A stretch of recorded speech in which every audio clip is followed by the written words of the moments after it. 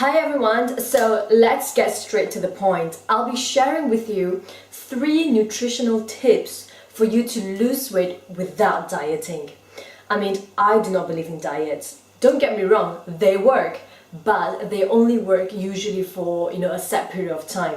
When you go on a diet, what tends to happen is that for example, if you were to go on a liquid diet, yes, you will lose weight, but what you're losing is not fat. All you're losing is just water and muscle mass.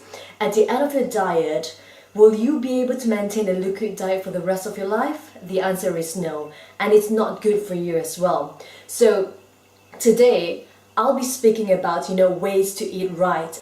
Everybody knows how to eat healthy. When we talk about healthy eating, the first thing that comes to our mind is eat lean meat, have lots of salad, make sure your plate is full of green salads, lean protein. But what about eating right? Because eating right is a key to losing weight. So 3 tips I would like you to follow in order to lose weight without dieting are: tip number 1, your meal intervals. Alright? Tip number 2, nutrition ratio per meal. And tip number 3, calories per meal.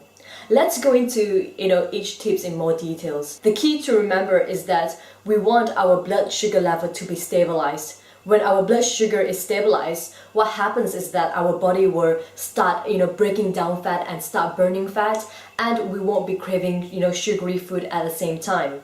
So let's go through each of the points in details. Point number 1, meal intervals. Always remember that the first meal, which is your breakfast, should be consumed within the first hour of you waking up. Breakfast means break fast, so it should be consumed within the first hour of you waking up. What happens next is that you should continue eating for every 3 to 4 hours. Yes, you've heard me right. You need to eat frequently. So every 3 to 4 hours, you should have something to eat. So that should be about 5 to 6 meals a day. What you want to be doing is to eat small portions but frequently to stabilize your blood sugar level. And the last meal of the day should be consumed 1 hour before bedtime. So yes, you can eat, near to your bedtime, but just make sure that it's 1 hour before bedtime and that you're only eating protein and fat and not carbohydrate. The key to remember is that if you're very hungry at mealtime, that means you've waited too long to eat.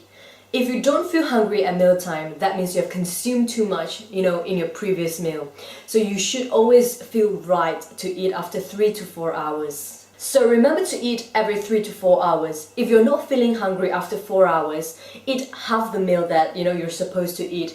And if you're not hungry after the next 4 hours, eat quarter that meal. But the key is you need to eat in order to stabilize your blood sugar level. And also another important point to remember is that meals and snacks are the same. So basically what this means is that you can have your breakfast during lunchtime, you can have your lunch meal during breakfast time, you can mix them up, you can have your dinner during lunchtime. It doesn't matter. There's no such thing like I need to have this for breakfast, that for lunch. No, as long as you're eating every 3 to 4 hours and eating in the right portion, it doesn't matter when you eat what meal. Alright, so the second point is nutrients ratio per meal. What this means is that in every meal, you should be consuming your protein, your carbs, and your fat. Protein equals your lean meat, fish, tofu, eggs, whereas carbohydrates equals, not just rice, not just bread, but also all your vegetables. I know there are diets out there saying that you should cut your carbs, but no. If you eat 2 liter carbs, what happens is that your body will start storing fat and your body will stop burning fat, and we don't want that. But at the same time, if you eat too much carbs, your body will store too much fat at the same time and also reduce your energy level. So the key is to remember to eat the right nutrient ratios per meal. So what is the right nutrient ratio per meal? Protein and carbs should be eaten at almost the same ratio, whereas fat should always be at the lowest amount. So let's put protein, carbs, and fat at 100%. Fat should only be consumed about 20%, and that is literally a teaspoon of olive oil, or a teaspoon of butter, or peanut butter, things like that. It's in minimum portion. Whereas protein and carb should be about 40 and 40% each, or you can have more protein, 45% and 35% of carb. By balancing out your nutrient ratio, your body is getting the essential nutrient that your body needs, and therefore it will maximize fat burning. And the third point is, everybody knows this, calories per meal. So if you're eating so frequently, you should not be consuming a lot of calories per meal. For women, I would suggest that you consume about 250 to 350 calories, whereas for men, you can consume about 400 to 450 calories per meal. Well, it also depends on your activity level. If you're a very active person, whether being a male or female, then obviously you need to consume more calories.